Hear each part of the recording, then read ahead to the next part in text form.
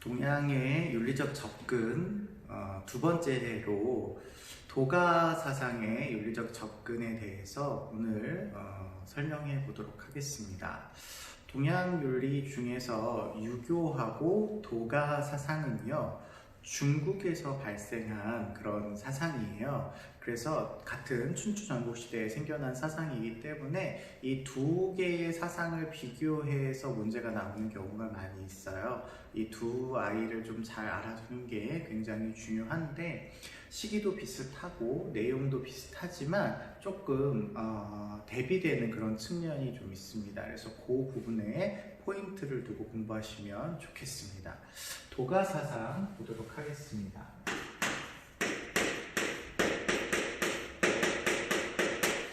도가 사상의 경우에는요, 유교 사상이 공자와 맹자를 중심으로 이루어졌다라고 본다면, 도가 사상은 노자와 장자라고 하는 그런 학자들에 의해서 전개가 되어지는 사상이다라고 생각하시면 됩니다. 우리가 생활과 윤리이기 때문에 윤사가 아니라서요, 구체적으로 막 공부하실 필요는 없고요, 전반적인 느낌만 좀 파악해 주시면 좋겠어요. 먼저 인간관을 보도록 하겠습니다.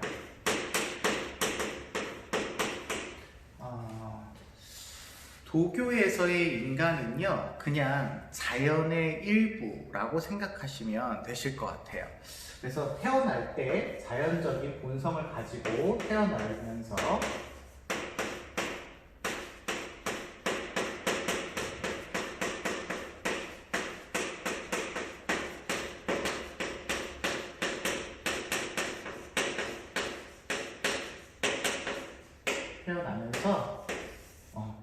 자연의 일부,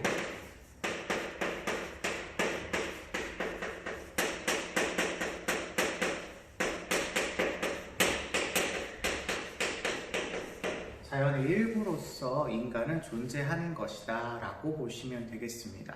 그러니까 인간이 다른 동물이나 식물이나 이런 존재들에 비해서 특별히 다른 존재가 아니라 그냥 인간도 자연의 일부분이에요. 때문에 여기에서 도가에서는 인간을 특별하게 생각하지 않아요. 특별하게 생각하지 않고 그냥 자연의 일부라고만 생각한다. 다른 존재들과 다르지 않다. 이렇게 생각하시면 되겠습니다.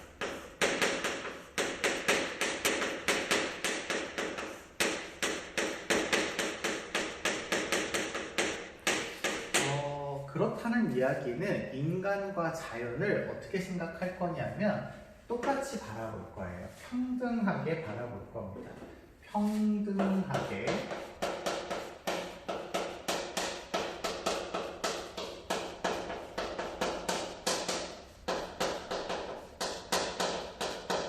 생각할 거예요. 이걸 조금 어려운 말로 평등주의적 세계관이라고 하는 선생님이 단어를 썼는데요. 그러니까 세계를 바라볼 때 누구는 도덕적으로 뛰어나고 누구는 도덕적으로 뛰어나지 않은 존재로 구별하는 것이 아니라 인간이나 자연이나 식물은 다 동일하게 비슷하게 바라봐야 된다라고, 평등하게 바라봐야 된다라고 생각하는 그런 세계적인 관점을 가졌다라는 뜻으로 보시면 되실 것 같아요. 그러니까 차별하면 안 되겠죠. 구별하면 안 되겠죠. 그에 비해서 유교 사상은 인간만이 도덕성을 부여받은 존재, 그리고 인간만이 도덕성을 실천할 수 있는 존재라고 보고 있기 때문에 굉장히 큰 차이를 보이고 있습니다. 그래서 노자는 그런 표현을 쓰기도 합니다. 하늘은 자연을 지배하는 어떤 원리, 우주적인 원리, 하늘은 인간을 지푸로 만든 개 취급한다. 이런 표현을 쓰기도 해요. 그러니까 인간이 그렇게 우월한 존재, 뛰어난 존재라고 보지 않는다라는 것으로 생각하시면 되겠습니다.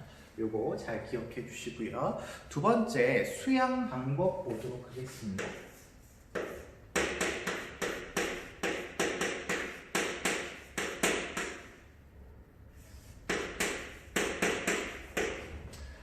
인간이 태어날 때 자연스러운 본성을 가지고 태어나기 때문에 어떻게 살아가는 것이 바람직한 인간으로서의 삶이냐라고 도가 사상가들에게 물어본다면 자연과 일치되어지는, 자연의 어떤 원리, 자연의 본성과 하나 되어지는 그런 상태를 이상적으로 볼 거예요. 그래서 여기 나오는 수양 방법이라 함은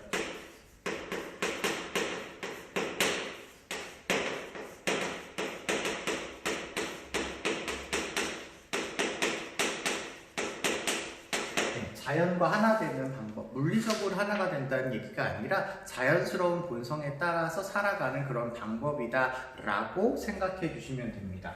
이 방법을 구체적으로 제시하는 게 장자 선생님의 얘기가 나오는데요.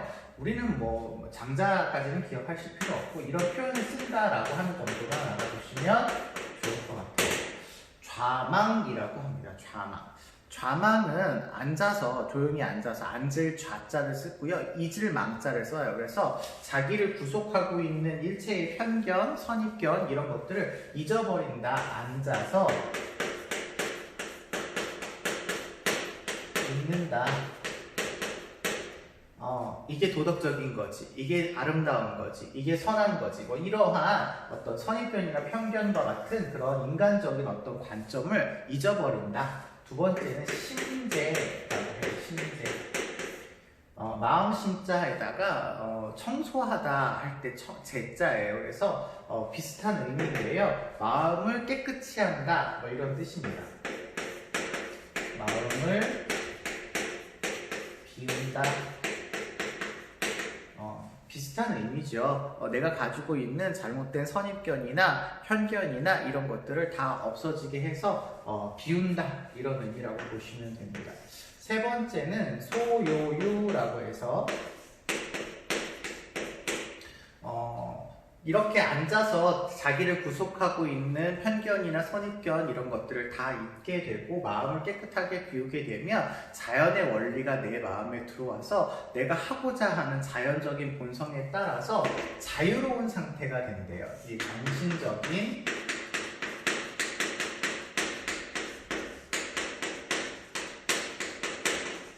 자유로움을 추구하게 된다, 이렇게 보고 있습니다. 이렇게 정신적인 자유의 경지에 이르게 되면요, 자연 만물을 인간의 기준으로 판단하지 않고 있는 그대로 받아들이면서 모든 아이들을 평등하게 바라보는 그러한 그 경지에 오르게 되는데요. 그러한 경지를 재물이라고 불러요.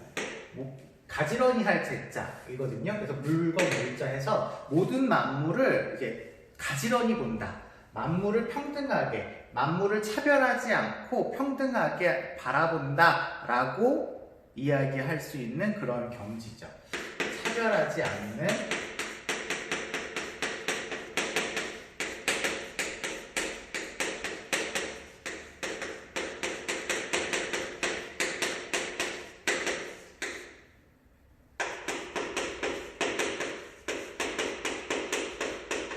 평등하게 바라보는 그런 경지다라고 생각하시면 되겠습니다.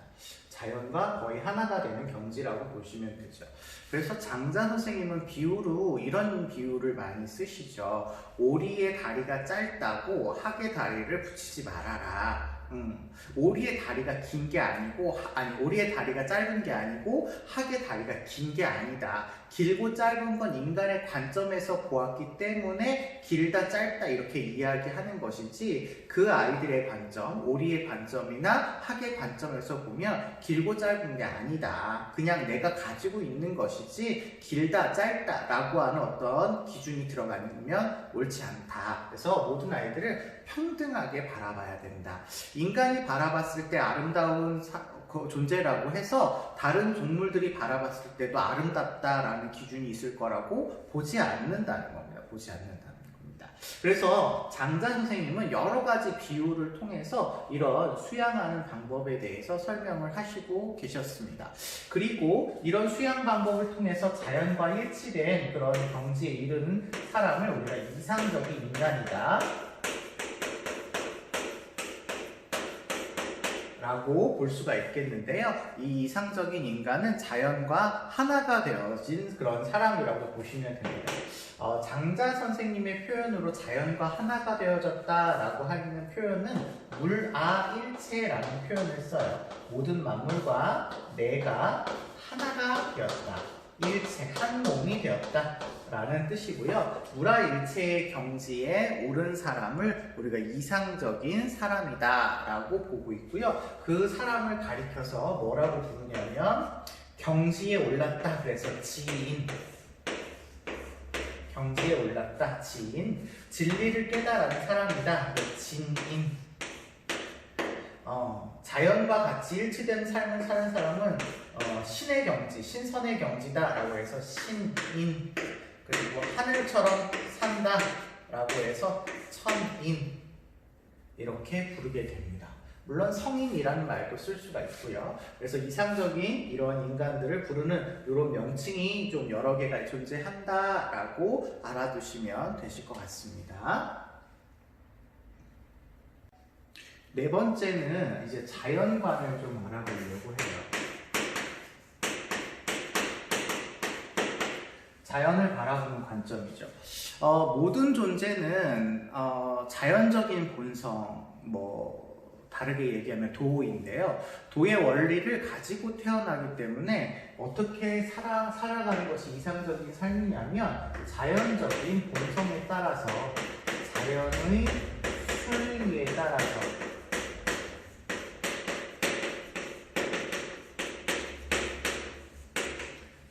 순리에 따라서 살아갈 것을 강조하고 있다라고 보고 있습니다. 실제로 이 자연이라고 하는 말 스스로 자자와 그럴 연자인데요. 이 한문에서 쓰는 이 자연이라고 하는 말 자체를 노자 선생님이 만들었다라고 이야기가 많이 전해지고 있어요. 자연이라고 하는 말 자체가. 그래서 순리에 따르는 것, 스스로 그러한 순리가 우리 안에 들어있기 때문에 그 순리를 거스르지 않아야 된다라고 이야기하고 있습니다. 그래서 그 자연을 따르기 위해서는 중요한 표현이 하나가 나오죠. 무위자연. 노자 선생님이 얘기한 건데요. 인위를 없애고 자연스럽게 산다라는 뜻입니다. 인위적인 제도나 규범이나 이런 것들을 따르지 않고 자연스럽게 살아가는 것을 무위자연이라고 보게 되는 거죠. 그 다음에 세 번째로는 그 자연물 중에서 가장 이상적인 자연물로 노자 선생님이 상선약수라고 하는 표현을 써서 가장 이상적인 자연물은 상선할 때 선자, 오를 선자고요. 높을 상자여서 높은 선은 물과 같다라는 뜻으로 물처럼 사는 것이 가장 이상적이다라는 그런 뜻인데요. 이 물이라고 하는 자연물은 어떤 속성을 지니고 있냐면 두 가지 속성을 지니고 있다라고 노자 선생님이 얘기하는데요. 첫 번째로는 이제 물은 항상 위에서 아래로 흐르죠. 이걸 우리가 겸허라고 합니다.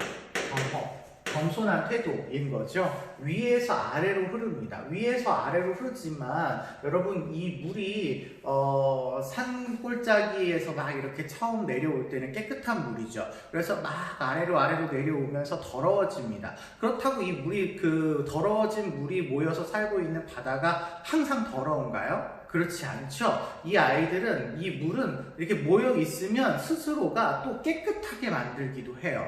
낮은 자리로 가지만 스스로 더러워지지 않고 깨끗해지는 그런 작용을 한답니다. 그래서 굉장히 좋은 어떤 성향을 지니고 있는 자연물이라는 거죠. 인공적으로 세제를 집어넣거나 약품 처리를 해서 깨끗하게 하지 않아도 항상 낮은 곳으로 흐르지만 스스로를 정화한다, 이런 거죠. 그 다음에 부쟁의 덕을 가지고 있다고 해요. 부쟁이라는 말은 싸우지 않는다라는 뜻인데요. 다투지 않는다라는 거예요. 물이 흘러가다가 장애물을 만나면 그 장애물과 싸우지 않는다라는 뜻인데요. 그 장애물이 비킬 때까지 계속 물이 흐르지 않고 가만히 있는 게 아니라 물은 그 장애물을 피해서 흘러갑니다. 피해서 흘러가는데 세월이 오래 지나다 보면 그 피한 물이 뭐 이상해진 게 아니라 그 장애물 자체가 깎여 있는 모습을 보게 되는 거죠. 피해가지만 싸움을 하려고 하지 않지만 결국에는 그 장애물을 물이 이긴다라는 거예요. 이렇게 자연스럽게 흘러가다 보면 이 자연물이 이런 인위적인 요소들을 이겨낼 수 있다라는 것을 보여주고 있어서 높은 선은 물과 같다라고 노자 선생님이 이렇게 표현을 하셨습니다. 그 다음에 네 번째는 아까 한번 이야기했던 건데요. 자연은요, 그냥 자연이에요. 도덕적인 의미에서의 자연이 아니라 가치 중립적인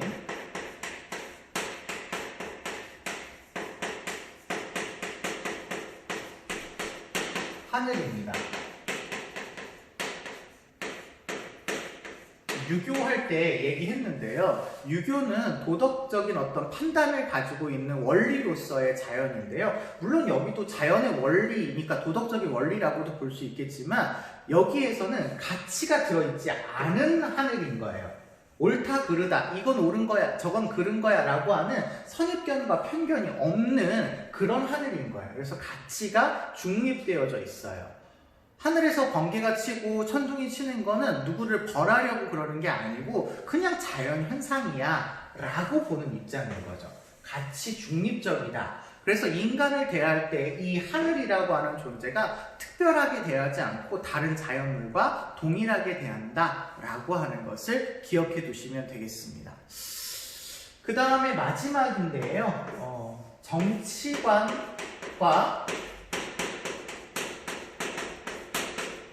이상사회를 같이 설명해 볼까 해요.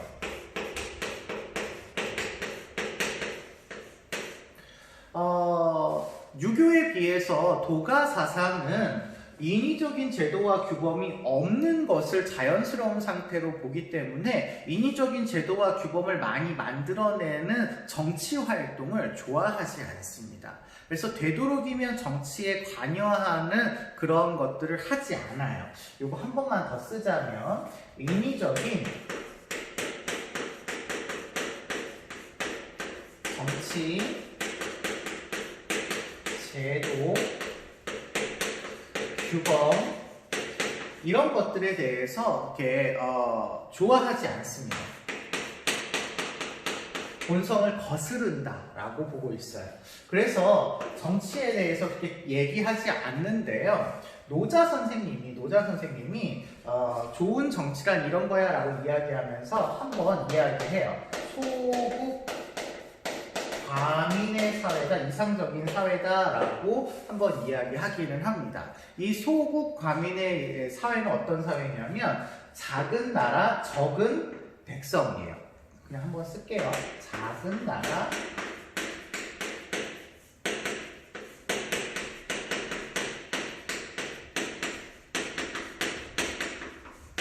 적은 백성입니다. 우리 지난 시간에 유교에서의 공자 선생님은 대동사회를 추구했죠. 물론 이 대동사회가 큰 대자를 쓰기는 합니다만 나라가 무조건 커야 된다 이런 의미는 사실은 아니었거든요. 크게 하나가 된다는 뜻이었지만 큰 나라를 약간 지향하는 경향성을 담고 있어요. 그에 비해서 이 노자 선생님이나 도가에서는 나라가 커지면 커질수록 인위적인 제도나 규범들이 많아질 수밖에 없고 복잡해질 수밖에 없다고 보았습니다. 그러면 자연스러운 본성인 인간의 자연의 본성을 순리를 거스르게 되는 경우가 발생하므로 이상사회가 되기 위해서는 그런 것들을 최소화할 수 있는 작은 나라가 좋고 적은 백성이면 좋겠다라고 이야기해요. 물론 소국과민의 사회에서 왕이 존재를 합니다. 왕이 존재를 하기는 하지만 왕은 백성들을 막 인위적인 제도와 정치 규범으로 니네 이렇게 해 라고 강요하지 않아요. 그걸 우리가 무위의 통치다 이렇게 표현을 합니다. 무위. 아무것도 하지 않는, 없을 무자, 행할 위자 해서 무위의 통치, 하지 않는 통치를 강조해요. 그래서 왕이 있으나 왕이 누군지 알 수 없는 사회가 소국가민의 사회다라고 노자 선생님께서 이야기를 하실 정도입니다. 그래서 여러분이 구체적인 소국가민의 사회에 대해서 아실 필요는 없습니다만 공자처럼 대동사회의 개념에 반대되어서 공자의 규범이 많고 규범이 잘 되어 있고 제도가 잘 되어 있는 도덕적인 어떤 그런 국가에서 좀 벗어나서 자연스러운 국가가 이상적인 국가 형태를 보았다라는 의미로 소국가민을 사용하고 있다. 요 정도 알아두시면 되실 것 같습니다. 동양윤리의 관점 세 번째로 우리 불교윤리적인 접근을 알아보려고 합니다. 불교는요, 앞서서 이야기한 유교 사상과 도가 사상이 중국에서 일어난 사상이라고 한다면 불교 윤리는 동양에 많은 영향을 미쳤지만 인도에서 들어온 그런 종교 사상이죠. 그래서 종교적인 색채가 굉장히 강하면서도 학문적으로도 영향이 있었고 동양 사람들에게 굉장히 전반적인 영향을 미치고 있는 사상이라고 보시면 됩니다. 불교를 이해하기 위해서는 불교의 인간을 먼저 보시지 마시고 세계관을 먼저 보실까 해요. 세계관은 곧 자연관이라고 생각하셔도 무방할 것 같습니다. 불교에서는 세상을 바라볼 때 어떤 관점을 가지고 바라보느냐, 자연을 바라볼 때 어떤 관점을 가지고 바라보느냐, 이런 얘기인데요. 이게 조금 더 중요한 것 같아요. 여러분, 불교는 아시다시피 누가 만드셨냐면 석가모니 씨가 만드셨죠. 석가모니 선생님은 그 인도 왕족이었고 이분이 이제 깨달음을 얻으시고 불교라고 하는 사상을 종교를 만드셨다, 이렇게 알고 계시는데 그분이 깨달은 세상을 보는 관점은 어때야 된다, 요 얘기가 여기에 담겨 있습니다. 정말 중요하고 포인트가 되어지는 사상이 바로 연기설이죠. 연기설입니다. 세상을 바라보는 관점 중에 아주 중요한 거고요. 이게 거의 불교에서의 핵심이라고 볼 수 있어요. 다른 표현으로는 인연생기설 이렇게 표현하기도 합니다.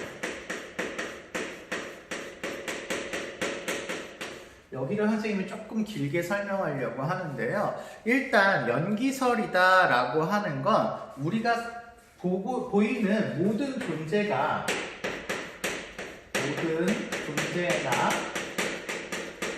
모든 현상이 어떻게 해서 일어나는가? 엄마 아빠는 어떻게 생겼지? 왜 교실은 이렇게 생겼을까? 라고 하는 존재와 현상이 나타나고 사라지고 하는 것들을 설명하는 이런 것들에 대해서 존재하는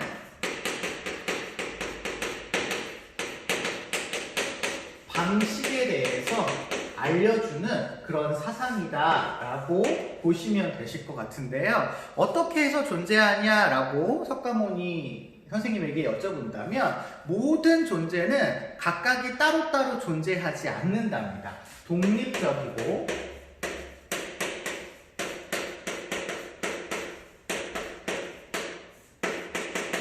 개별적으로는 존재할 수가 없대요.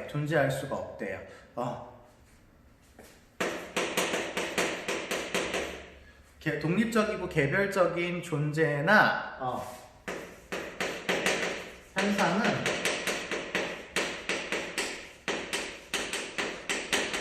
없답니다.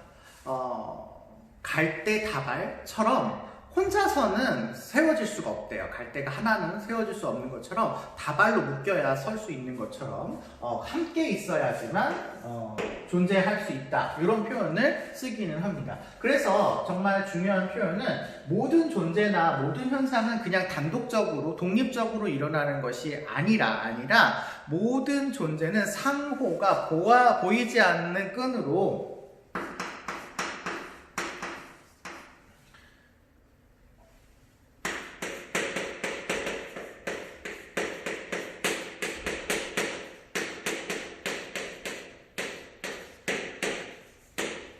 보이지 않는 끈으로 연결되어져 있다라고 봐요.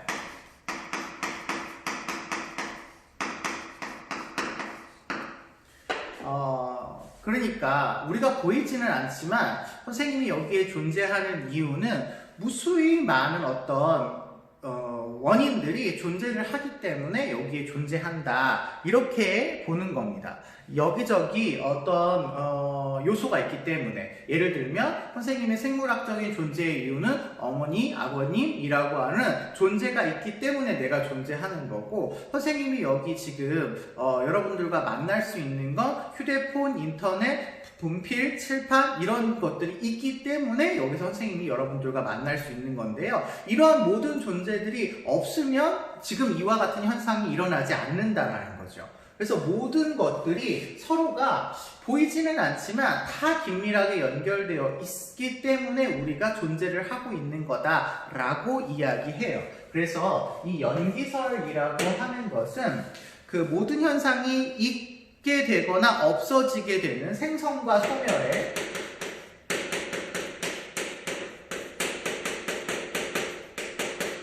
원리를 설명하는 그런 법칙으로서 무엇 때문에 있고 무엇 때문에 없다라고 하는 것이 인과관계,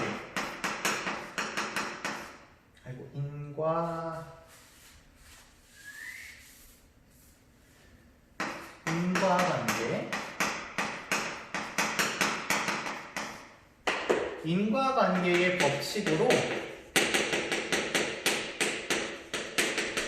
설명해주는 그런 사상이다라고 보시면 됩니다. 인과관계는 원인과 결과죠. 내가 존재하는 것은 어떠한 원인이 있기 때문에 지금과 같은 존재가 있는 것이다 라고 이야기하는 겁니다. 그러니까 어떠한 원인이 제거되면 지금 존재하는 나는 어떻게 될까요? 없어지게 되겠죠. 그래서 부처님 석가모니 씨는 이런 표현을 씁니다. 이것이 있으니까 저것이 있다. 만약에 저것이 사라지면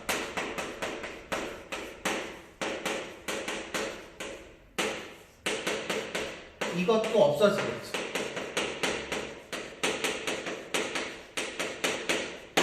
그러니까 모든 존재가 있으려면, 현상이 나타나려면, 존재하려면 반드시 그에 해당하는 원인이 있어야지만 그게 설명이 가능한 거다라고 모든 현상을 원인과 결과로 설명하는 그런 사상을 우리가 연기설이라고 하죠.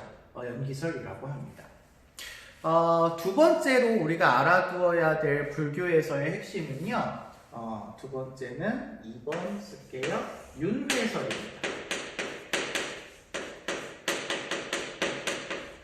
윤회설.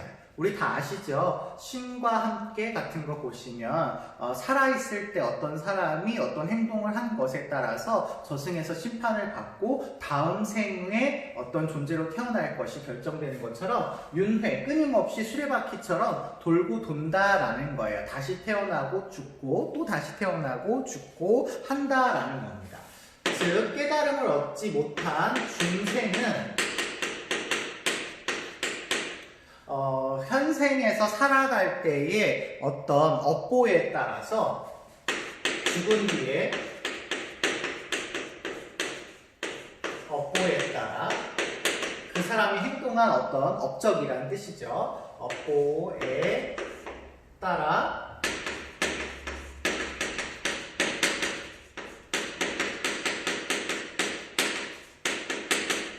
다시 태어난다라고 하는 거예요.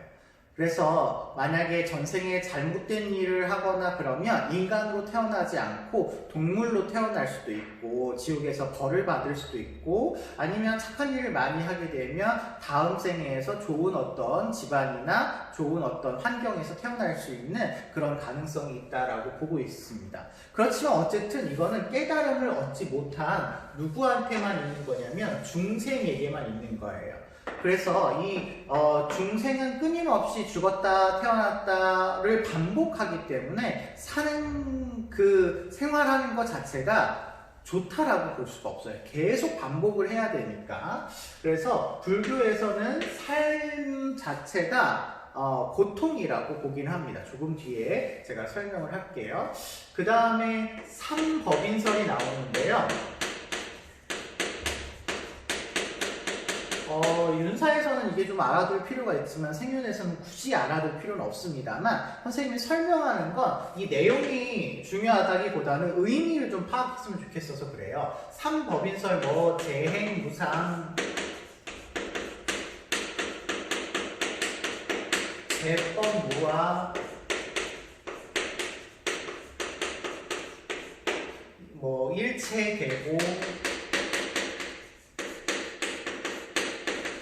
혹은 뭐 열반 적정,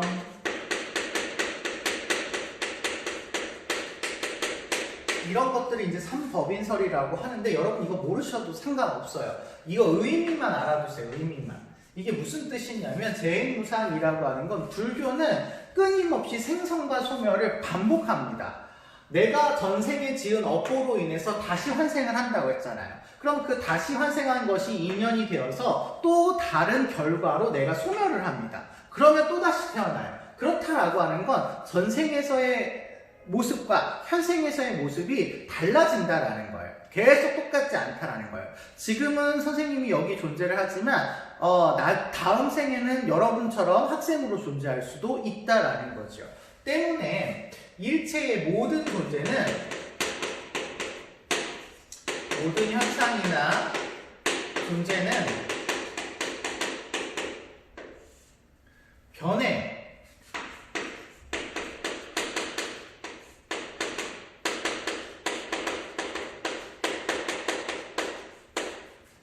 그렇기 때문에 고정된 실체가 없습니다.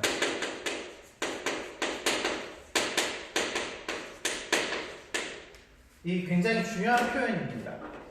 변화를 끊임없이 하고 있어요. 선생님이 어렸을 때는 애기였겠죠. 근데 그 애기인 상태로 계속 있을 수 없어요. 지금도 어머니나 아버님한테 용돈 주세요, 엄마 밥 주세요, 뭐 이럴 수 없잖아요. 네, 계속해서 변화하고 있어요. 그렇기 때문에 고정된 실체가 없어요. 옛날의 선생님의 모습과 지금의 선생님의 모습이 다르죠. 조금 전에 이 분필의 모양과 선생님이 여기 지금 분필을 사용했을 때의 분필의 모양은 달라졌어요. 그러니까 분필의 모양이 아까는 이랬어, 분필은 이런 거야 라고 고정되어지면 그 말은 이미 틀려버린 답이 되는 거죠. 그러니까 모든 현상은 계속해서 변화하고 있으니까 고정된 실체가 없다라는 거예요. 이 칠판도 여기 안에 보면 나무가 있는데 이 칠판의 모습이 원래 이런 모습이 아니라 원래는 나무의 모습이었겠죠. 그러니까 이 아이도 시간이 지나면서 계속해서 변화하고 고정되게 나무라고 하는 그 실체가 있는 게 아니라 이 본체는 변하지 않지만 실체가 바뀌었습니다. 그런데 우리 인간은 변화하고 고정된 실체가 없는 그런 것을 알고 있으면서도 계속 젊고 싶고 계속 어려지고 싶고 잘생겨지고 싶고 이렇게 하는 그런 무지와 집착이 발생을 하는 거죠.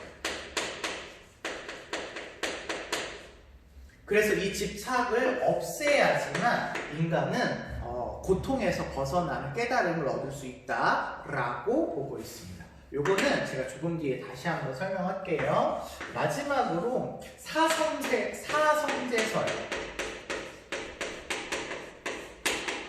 부처님이 깨달은 4가지 진리라는 건데 여기도 여러분이 이게 뭐다라고 하는 개념을 아실 필요는 없어요. 고성제, 집성제, 멸성제, 도성제 이렇게 얘기하는데 이거 외우실 필요 없습니다. 이 아이가 어떤 의미인지만 좀 기억을 해주시자면 고진멸도는 현실세계와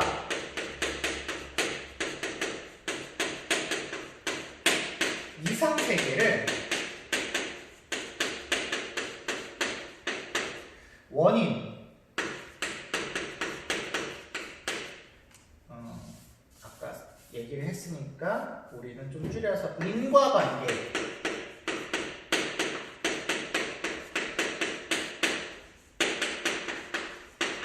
인과관계로 설명을 하는 그런 이론입니다.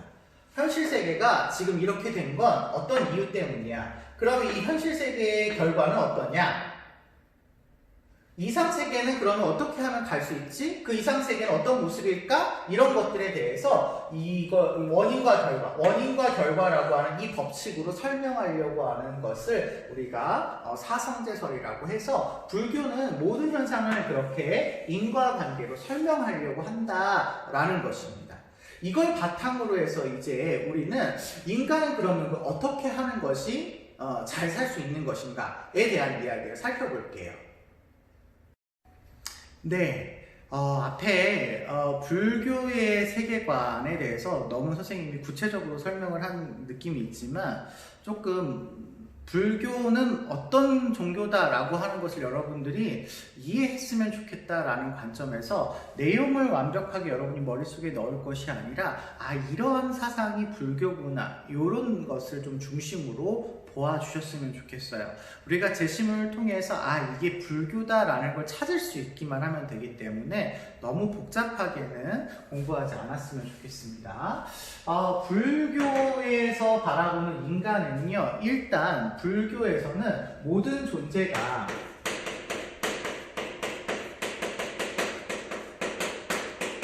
태어날 때부터 불성을 지니고 있다 이렇게 얘기합니다.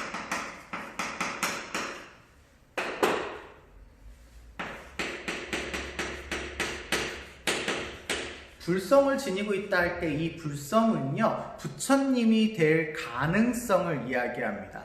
부처님이 될 가능성을 모든 존재가 가지고 있어요? 그러면 모든 존재는 잘만 하면 부처님이 다 될 수 있다라는 것이죠. 그래서 인간을 포함해서 모든 존재는 누가 뛰어나고 누가 나쁘고 이게 아니라 평등하게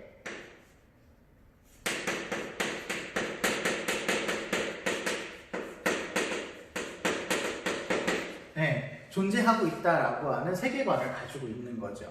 요거 우리 아까 도가에서도 비슷하게 이야기했죠. 모든 존재는 다 자연의 속성을 지니고 있다라고 해서 평등하게 세계를 바라봐야 된다 이렇게 얘기했잖아요. 마찬가지로 불교에서도 모든 존재를 함부로 대하면 안 되고 함부로 죽이거나 살상하거나 이러면 안 되고 평등하게 바라봐야 돼요. 왜냐하면 불성을 지니고 있으니까요. 그래서 인간은 이렇게 불성을 지니고 있는 고귀한 존재다라고 생각을 하고요. 이러한 불성을 잘 드러내는 것이 인간의 바람직한 어떤 방향이라고 보았습니다. 그래서 잘 드러내기 위한 수양 방법을 살펴볼게요. 결론적으로 이 수양 방법을 이야기하자면 내 속에 들어있는 선천적으로 가지고 있는 이 불성을 잘 드러내서 불성을 통해서 부처님이 되는 거죠. 깨달음을 얻는 겁니다. 이미 내 속에 있는 부처님을 깨우는 거예요. 깨달음을 이제 한문으로는 해탈이라고 하죠. 깨달음을 추구하는 방법이에요.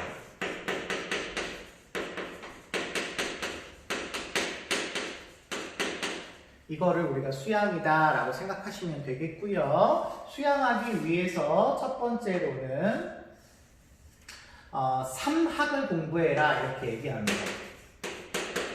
삼학을 공부해라. 삼학을 공부해라.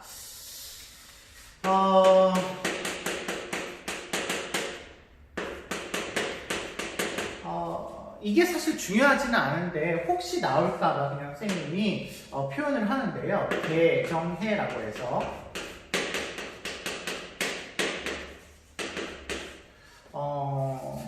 부처님이 강조하신 건데 계율을 잘 지키는 그런 계율적인 교리적인 수양, 그리고 정은 마음의 수양이에요. 가만히 앉은 선정 이런 것들을 가리키는 거고요. 해는 지혜의 수양을 강조하는 거죠. 그래서 이런 수양을 강조하는 것이 첫 번째가 있고요. 그 다음에 세 번째는 자주 시험 문제에 표현되었던 삼독의 제거가 있습니다. 삼독의, 글씨가 잘 보일지 걱정이 되기는 합니다. 삼독이라고 쓴 거예요.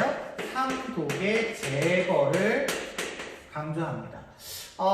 삼독이라고 하는 건 부처님이 될 수 있는 가능성을 막는 요소예요. 불성을 방해하는 요소다.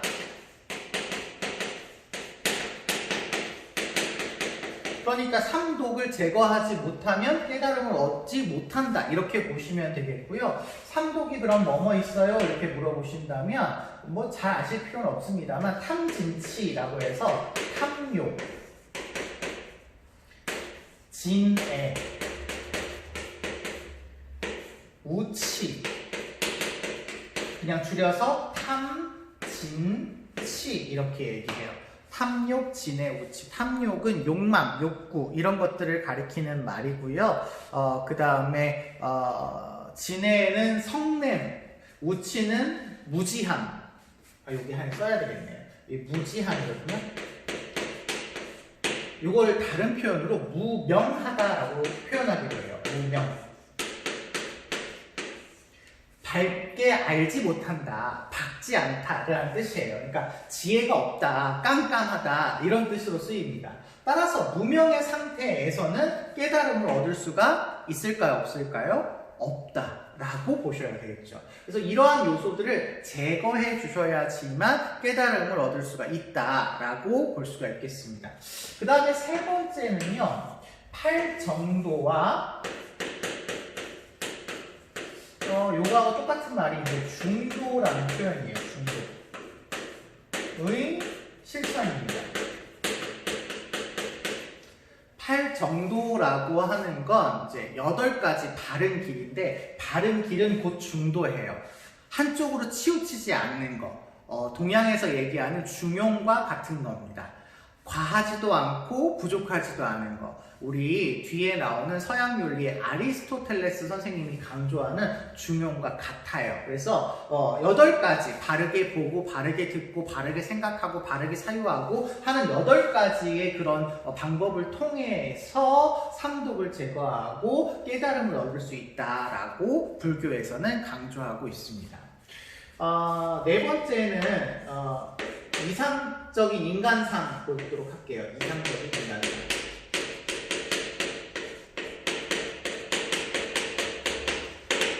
이상적인 인간상은 뭐니 해도 깨달음을 얻으시는 사람은 부처님이 이상적인 인간상이겠죠.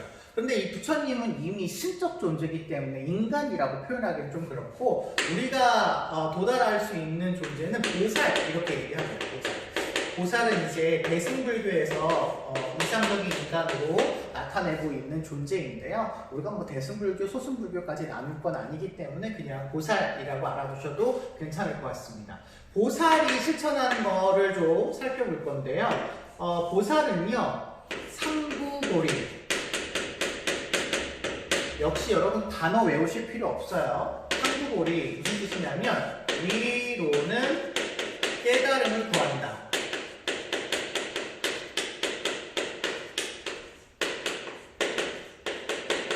그러니까 일단은 부처님 되기 위해서는 깨달음이 필요하기 때문에 깨달음을 구하기 위한 노력들을 하시는 사람이에요. 그 다음에 하화중생.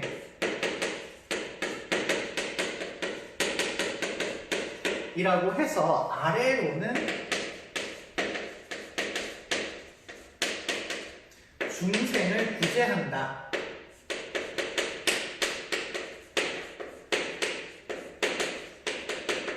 그러니까 자기만 깨달음을 얻는 것이 아니라 깨달음을 얻고 그 깨달음을 얻도록 다른 깨달음을 얻지 못한 중생을 도와주는 사람을 이상적인 사람이라고 보았다라고 볼 수 있겠고요. 이런 보살은요, 실천해야 될 것이 6가지가 있는데요. 보살이 실천해야 될 6가지 수행이 6바라밀이라고 해요. 바라밀. 역시 이걸 외우시거나 이러실 필요 없습니다. 6가지 보살이 실천해야 될 실천 요소라고 보시면 되는데, 이것도 뭐 6가지 다 쓰자면 보시, 지계, 인욕, 선정, 정진, 반야, 뭐 이런 것들이 있는데요. 여러분 이거 외우실 필요 없어요. 이거 외우실 필요 없고 그냥 보시, 요 정도 다른 사람을 도와줘야 돼요. 도와주려면 어떻게 도와주는지를 알아야 도와주거든요. 이 반야라는 말은 지혜라는 뜻이거든요. 그래서 깨달음을 구하고 중생을 구제하는 역할을 한다. 이렇게 생각하시면 될 것 같습니다. 네, 요 정도까지만 알아두시고요. 마지막 5번째는 이제 이상사회 마지막으로 볼 텐데요.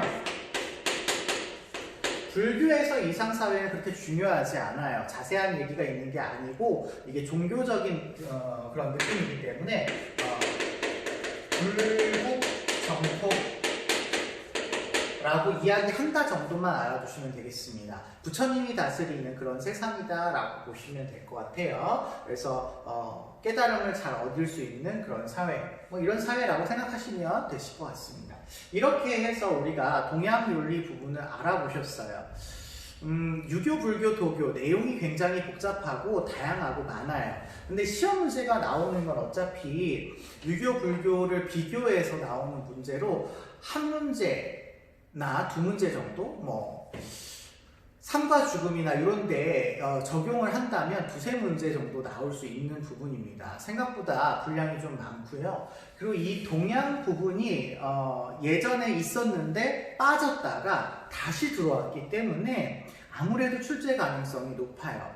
다만 선생님이 걱정되는 건 어느 선까지 나올까? 이 부분이 제일 걱정이라서 일단 여러분들이 교과서에 나오고 수능특강에 나오는 그런 단어들을 중심으로 해서 알아야 될 내용들을 다 말씀을 드린 것 같아요. 조금 이해하기 난해한 그런 언어들이나 단어들이 좀 많이 나오기는 합니다. 이 부분에 대해서 조금 어려우시거나 이해가 안 되시면 선생님한테 다시 질문을 하시고 강의 여러 번 반복해서 보시고, 가장 좋은 방법은 선지를 자꾸 풀어보시면서 이게 이런 의미로 쓰였구나 이걸 확인해 보시면 조금 더 좋을 것 같습니다. 그러면